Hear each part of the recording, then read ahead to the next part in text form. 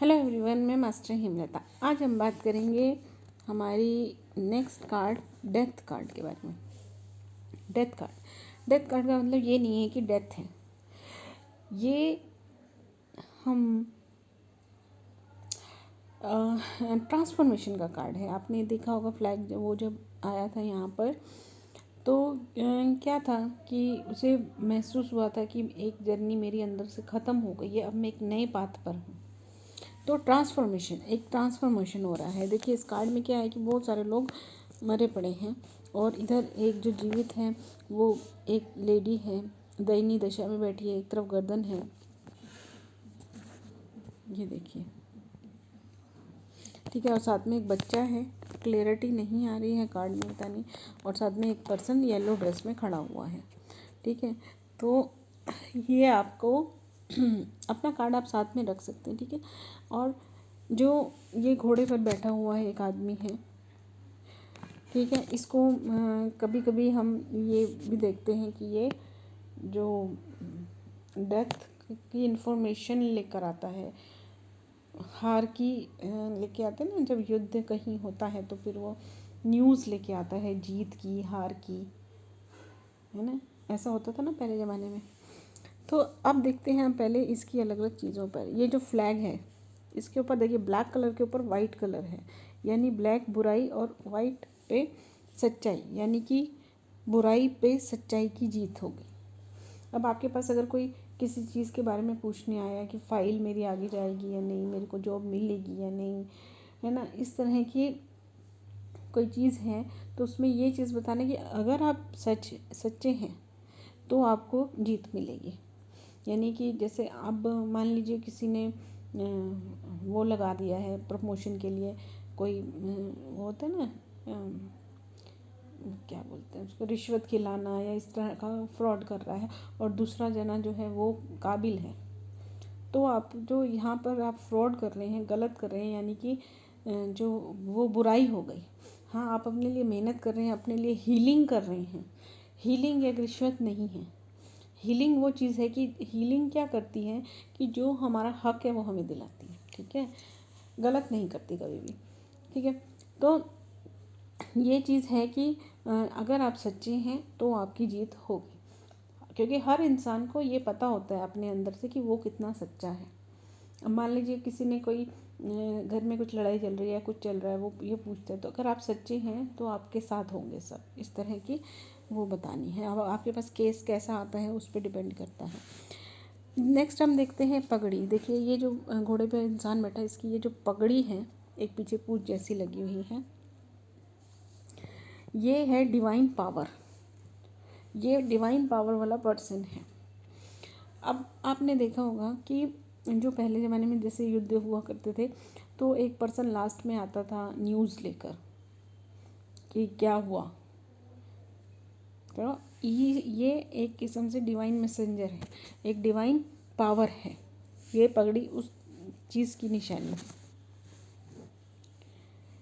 Okay, अब हम देखते हैं अगला पॉइंट इसके अंदर। ये पर्सन जो येलो कलर के कपड़े पहन के खड़ा है, ये जो येलो कलर के कपड़े, इसमें देखिए यहाँ पर एक येलो कलर के कपड़े पहने हैं, ये एक लेडी, साथ में एक तरफ गर्दन है, थोड़ा क्लैरिटी नहीं आ रही है, आप अपने कार्ड में देख सकते हैं। एक ये पर्सन है, बच्चा है, ठीक है, बाकी सब मरे पड़े। ये फैमिली बची हुई है सिर्फ। अब ये जो येलो कलर के कपड़े पहन के खड़ा है, प्रॉस्पेरिटी है एक किस्म से, लेकिन क्षमा याचना में खड़ा हुआ है, यानी कि आपको फॉरगिवनेस की ज़रूरत है। यानी आप किसी के साथ कुछ बुरा किया हुआ है, उसका फल भोग रहे हैं आपको, या फिर अपने आप को आपने उस चीज़ों के लिए मारा हुआ है, तो अपने दोषी हैं या किसी और के दोषी हैं, उसका कर्म फल भोग रहे हैं आपको फॉरगिवनेस की ज़रूरत है, क्षमा याचना की ज़रूरत है, अपनी ईगो को नीचे लाने की ज़रूरत है। अगर ये नहीं है, ईगो पर्सन है, तो ईगो को कम करने की ज़रूरत है, तो ही कुछ काम होंगे। दूसरे के आगे झुकने से। कई लोगों की ऐसी मेंटेलिटी होती है ना कि वो झुकते नहीं है किसी के साथ, नहीं हम तो गलत हैं ही नहीं कहीं पर भी। तो अपनी चीज़, अपनी बातों को ऑब्ज़र्व करो, देखो कहाँ तुम गलत हो।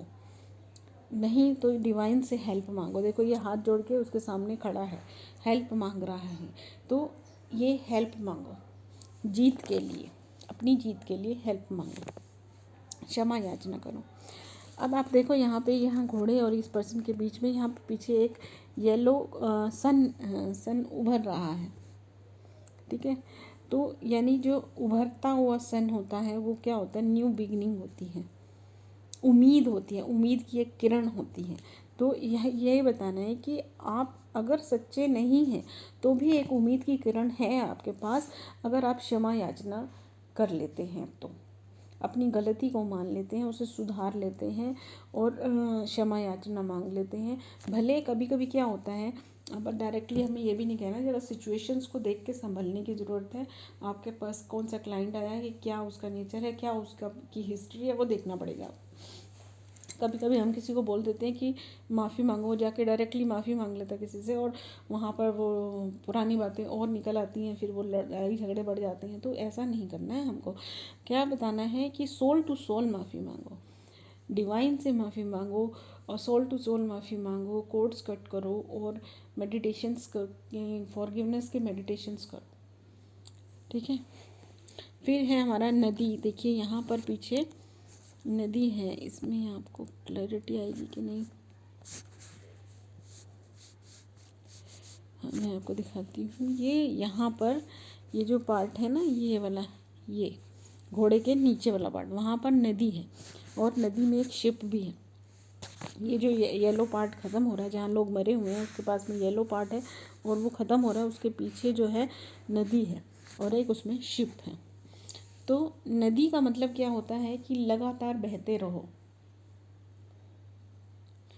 लगातार बहते रहो, यानी कि ये बोलना है कि सिचुएशन अभी जो भी चल रही है, लेकिन अपने प्रयास बंद मत करो, प्रयास चालू करो, प्रयास पे ध्यान दो कि सही दिशा में आप जा रहे हो या नहीं जा रहे हो, उसका रिज़ल्ट आपको मिलेगा या नहीं मिलेगा, या दूसरी दिशा में जाना है आपको अपना, लेकिन अपने जो प्रयास हैं वो चालू रखो।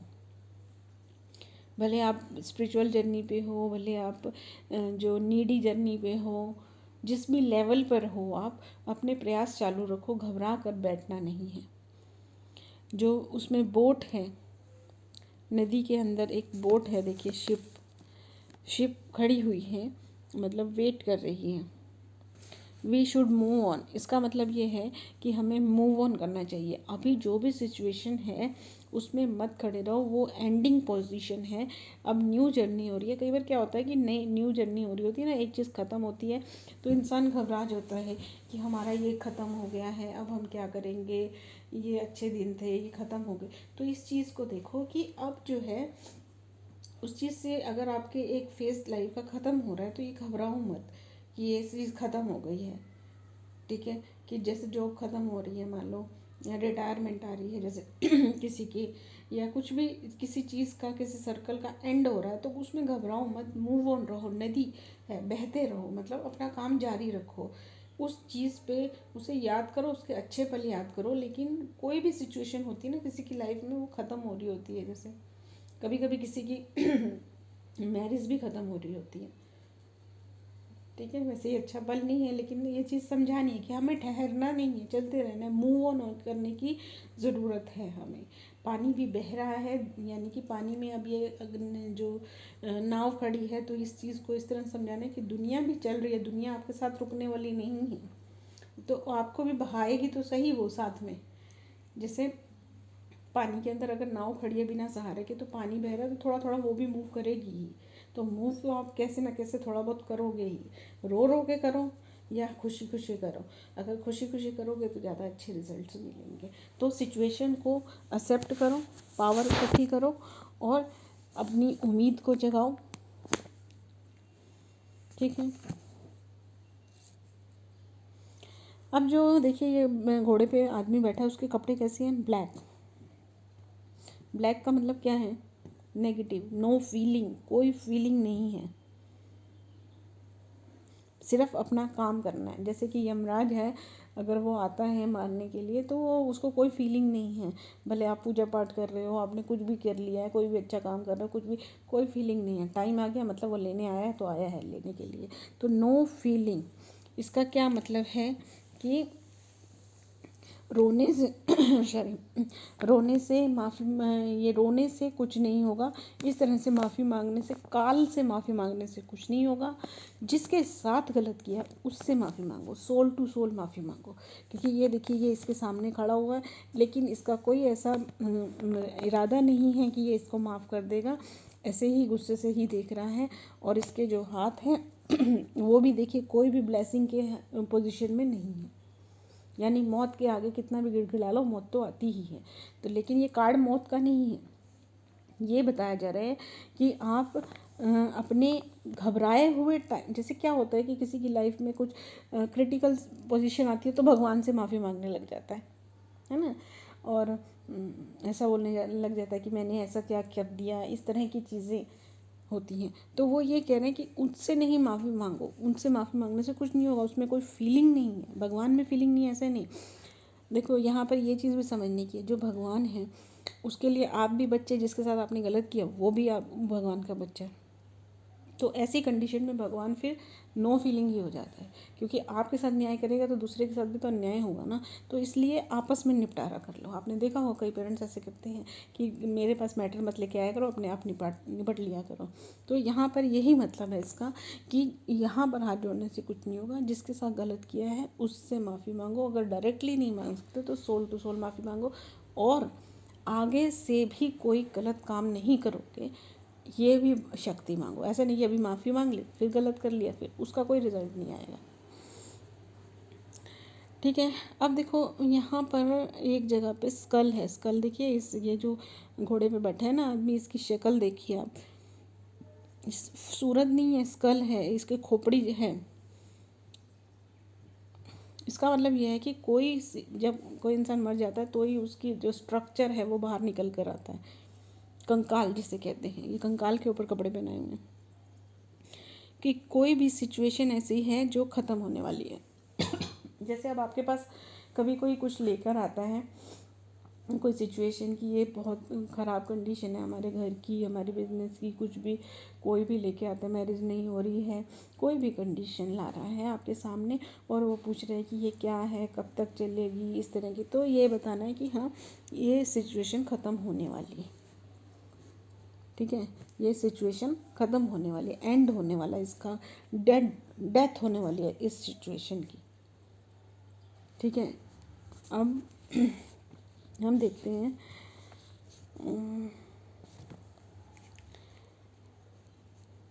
इसमें अब हमारा और क्या रह गया। देखिए जो अब ये देखिए, ये आदमी को हमने देख लिया था। अब ये जो लेडी बैठी है ना, इसने वाइट कपड़े पहने और एक तरफ इसकी गर्दन है। ठीक है, ये क्या है,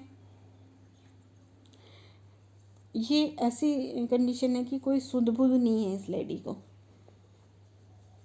इसका मतलब क्या है कि इसमें जैसे आपके पास कई लोग ऐसे आते हैं कि अपने बच्चे की या किसी की ले कर आते हैं कि भाई हाँ इस ऐसा है या वैसा है किसी, तो बताना है कि ये कोई सुध बुध में नहीं है इंसान, ये अपने लिए कुछ नहीं कर पाता है। इसके लिए आपको भगवान से मदद मांगनी पड़ेगी, इसके लिए आपको हीलिंग करनी पड़ेगी, करवानी पड़ेगी, कुछ भी करना पड़ेगा तो आपको ही उसके लिए करना पड़ेगा, वो खुद उठ के कुछ नहीं करेगा।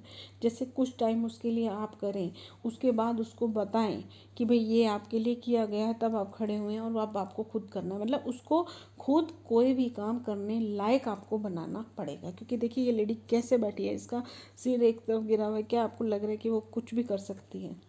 मतलब वो इस कंडीशन में है कि उसको खड़ा कर दो तो खड़ी हो जाएगी, बैठा दो तो बैठ जाएगी, लिटा दो तो लेट जाएगी, इस कंडीशन में होते हैं ना ऐसे। तो अनएवॉइडेबल कंडीशन है। जो भी सिचुएशन है अभी उसे आप अवॉइड नहीं कर सकते हैं, उसे आपको ही अगर सिचुएशन है तो बताना है कि इस सिचुएशन को आप अवॉइड नहीं कर सकते। आप ऐसा नहीं सोच सकते कि भी हम चुपचाप एक कोने में बैठ जाएं और अपने आप सॉर्ट हो जाएगी। अपने आप सॉर्ट नहीं होने वाली। अगर अभी हो जाएगी तो थोड़े दिनों बाद फिर उठ जाएगी। तो इससे अच्छा ये है कि फेस करो उसको और ठीक से बहादुरी से बात करो, निर्मलता से बात करो। जैसी भी कंडीशन है, जैसे भी सामने वाले हैं, जो भी कंडीशन है उसको अच्छी तरह से फेस करो। नहीं तो क्या होगा, आप इसको खड़ा करोगे फिर गिर जाएगी ये। जब तक आप इसको हील नहीं करोगे इसको, तब तक ये सीधी खड़ी नहीं होगी। तो इसी तरह से अगर आप सिचुएशन को टालते रहोगे 1 मिनट सहारा दिया, खड़ा कर दिया, 1 मिनट के लिए स्टॉप कर दी, क्योंकि बोल बोल के कर करके इंसान थक जाता, तो वो सिचुएशन वहाँ ख़त्म हो गई। लेकिन फिर क्या होगा, फिर वापस से उठेगी। तो इसलिए इस सिचुएशन को हील करो, पहले इसको खड़ा करो।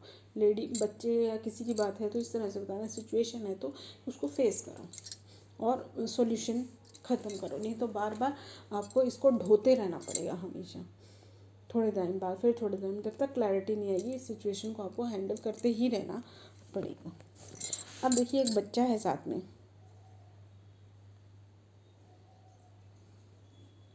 ये जो बच्चा है साथ में, बच्चा बैठा हुआ है, ठीक है। इसका क्या मतलब है, बच्चे की क्या क्वालिटी होती है, आप बच्चे को कुछ भी सिखाओ वो बहुत जल्दी सीखता है, ठीक है। तो ये इस बच्चे की तरफ ध्यान जाता है, तो आप ये बताएंगे कि इस सिचुएशन को आप थोड़ा सा सपोर्ट देंगे तो वो जल्दी सॉल्व हो जाएगी। कई बार होता है ना कि कोई चीज़ होती है लेकिन हम डर बहुत रहे होते हैं कि हम ऐसा बोलेंगे तो ऐसा हो जाएगा, वैसा बोलेंगे तो वैसा हो जाएगा, डर बहुत रहे होती है। तो यहाँ ये बताना है कि इस तरह की सिचुएशन है कि आप इसको थोड़ा सा भी हैंडल करने की कोशिश करोगे तो ये हो जाएगा सॉल्व। तो कहीं ऐसा नहीं हो जाए, वैसा नहीं हो जाए, ये सोच सोच के हम बहुत टाइम निकाल डालते हैं। तो ये बताना है कि इजी सिचुएशन है, मुश्किल कंडीशन नहीं है, आसान कंडीशन है। थोड़ा सा सपोर्ट लें और कर लें काम को, ठीक है, जल्दी से, ठीक है। अब हम इस पर नजर डाल लेते हैं, कुछ और दिखता है तो।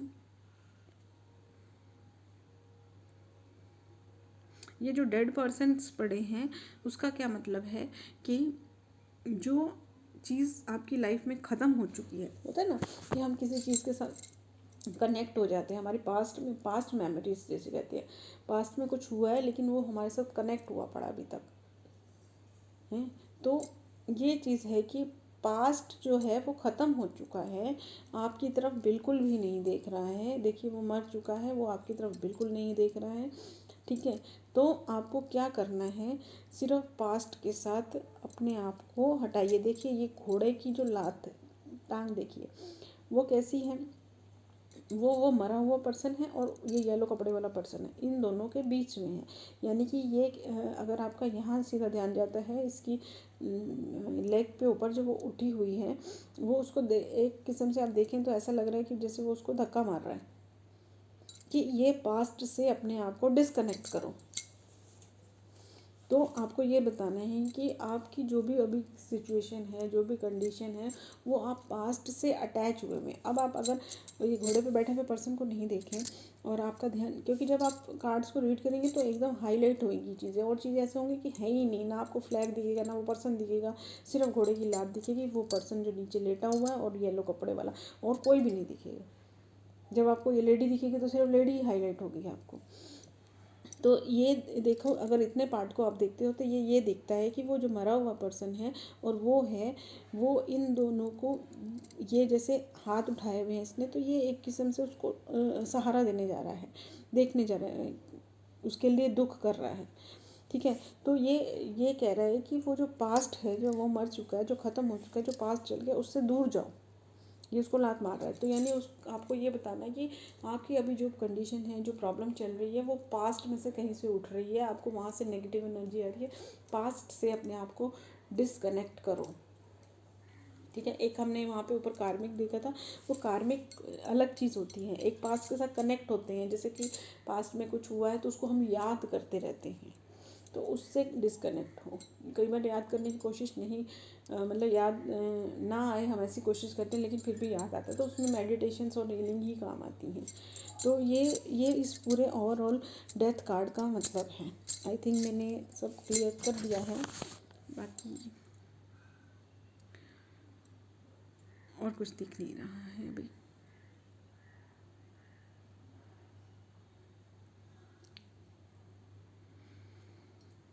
हाँ देखिए, एक मुझे अभी दिख रही है इसमें एक चीज़, ये देखिए घोड़े की जो ये चेहरा है, देखिए उस येलो वाले पर्सन के ऊपर है, उस पूरी फैमिली के ऊपर है, और वो लटका हुआ है उसका मुंह, यानी कि वो सौरों में है, दुख में है, इनके दुख में दुखी हैं।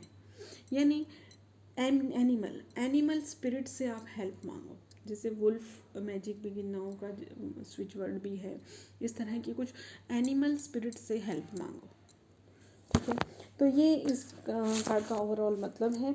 तो ये आप को क्या करना है, एक चीज़ मैं यहाँ और बता देती हूँ आपको, लेकिन ये आप डायरेक्टली आगे किसी को नहीं बताएंगे, कि जैसे कोई पर्सन है हॉस्पिटल में है और क्रिटिकल कंडीशन है, तब ये कार्ड आ जाता है, तो उसका मतलब है कि डेथ हो सकती है। लेकिन ये आप डायरेक्टली बता देंगे तो वो उनको फैमिली पे और असर पड़ सकता है।